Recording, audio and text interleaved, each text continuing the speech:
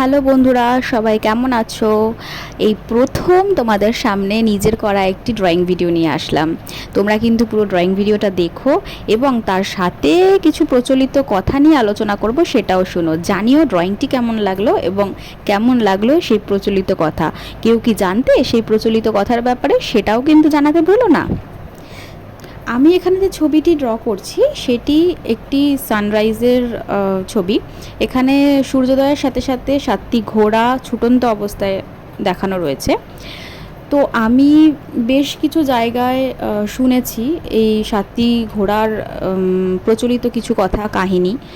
তো সেই ব্যাপারেই তোমাদের সাথে একটু গল্প করতে এলাম। আঁকার সাথে সাথে ভাবলাম এই জিনিসটা যেটুকু আমি জানি বা যেটুকু আমি শুনেছি প্রচলিত কথায়, সেটুকু তোমাদের সাথে শেয়ার করি।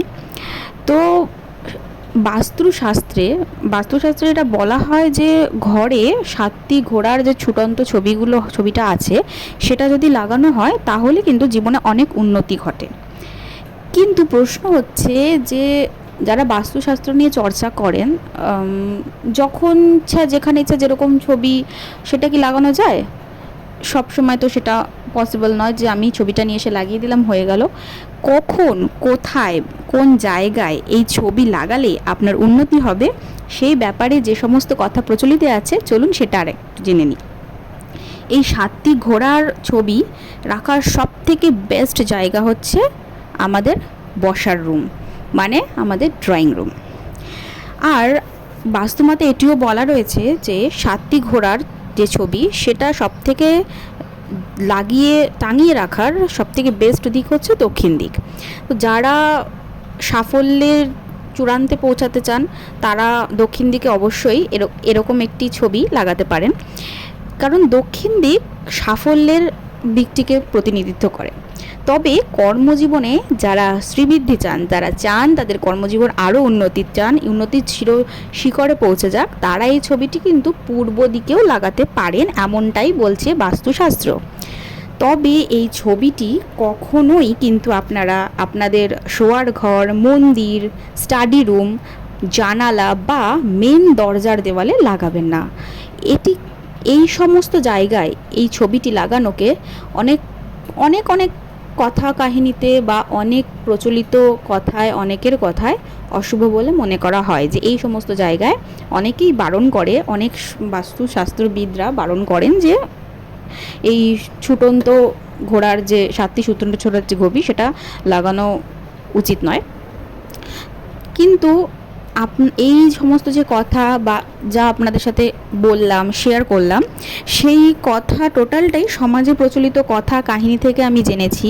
কতটা জেনেছি, যতটুকু জানতাম, যতটা জেনেছি আমি আপনাদের সাথে শেয়ার করলাম। তবে এখানে কিছু কিছু জিনিস আছে যেগুলো কিছুটা হলেও রিসার্চ করে এদিক ওদিক থেকে একটুখানি জেনে তারপর আপনাদের সাথে শেয়ার করলাম। আপনারা নিজেদের দৈনন্দিন জীবনে এই যে 7টি ঘোড়ার যে কাহিনী কথা প্রচলিত আপনাদের সাথে শেয়ার করলাম, প্রচলিত কথা কাহিনীটি, সেটা কতটা আপনাদের দৈনন্দিন জীবনে ব্যবহারের জন্য উপযুক্ত, সেটা কোনো বিশেষজ্ঞ দ্বারা পরামর্শ নিয়ে তবেই কিন্তু আপনারা সেই দিকে এগোবেন। তবে 7টি ঘোড়ার যে কাহিনী রয়েছে সেটাকে মানে শুভ বলা হয়, এটা আমার নিজস্ব মতামত যে 7 একটি অত্যন্ত শুভ সংখ্যা। আমরা জানি যে সূর্যের 7টি রং হয়, তারপরে সপ্তর্ষি মণ্ডলে 7টি ঋষি থাকেন। তো 7টা একটা শুভ, একটা ভালো একটা সংখ্যা, একটা লাকি নাম্বার বলা যেতে পারে। তো যেহেতু সানরাইজ অর্থাৎ সূর্য উদয়, এবং সূর্য উদয়ের সাথে একটা নিজের জীবনের ভালো কিছুর উন্নতি, ভালো কিছুর উদয়, এরকম ব্যাপার থেকে থাকে। এবং ঘোড়া জিনিসটা, ছুটন্ত ঘোড়া জিনিসটা একটা খুব দ্রুত গতিতে একটা কোনো কিছু অ্যাচিভ করার জন্য এগিয়ে যাওয়া, এই দিক থেকে আমরা বলতে পারি যে এই দুটো জিনিসের মিশ্রণে যে ছবিটি তৈরি হয়েছে সেটা নিশ্চয়ই একটা ভালো দিকই হবে। তো এই যেটুকু আমি আপনাদের সাথে শেয়ার করলাম, বললাম, এই সবটাই আমার কিন্তু জানা বা আমি জেনেছি। গল্প হোক, বিভিন্ন কথা কাহিনী গুগল যেটাই হোক সেখান থেকে খোঁজখবর নিয়ে জেনেছি।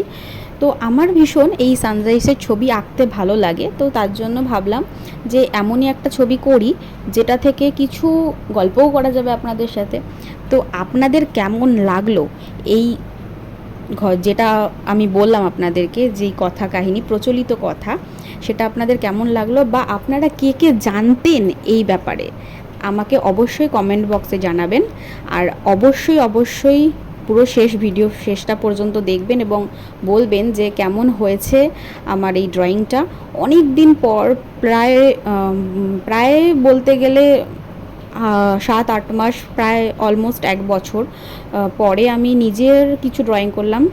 আপনারা যারা আমার প্রোফাইলে রয়েছেন, যারা আমাকে ফলো করেন, তারা অনেকেই জানেন যে আমি একজন ড্রয়িং টিচার, আমি ড্রয়িং শেখাই। তো সেক্ষেত্রে বাচ্চাদের শেখানো, বাচ্চাদের করানোর মধ্যে দিয়ে বা যখন আমার কোনো অর্ডার থাকে তখন সেগুলোর মধ্যে দিয়ে আমার আমি কাজ করি, আমি ড্রয়িং করি। কিন্তু নিজস্ব পেন্টিং বা নিজের জন্য কিছু আঁকতে বসবো বা নিজে কিছু আঁকবো, এই জিনিসটা অনেক দিন ধরে হতো না। তো ফাইনালি আমি বসলাম, ড্রয়িং করলাম, কেমন হয়েছে অবশ্যই জানাবেন। ধন্যবাদ।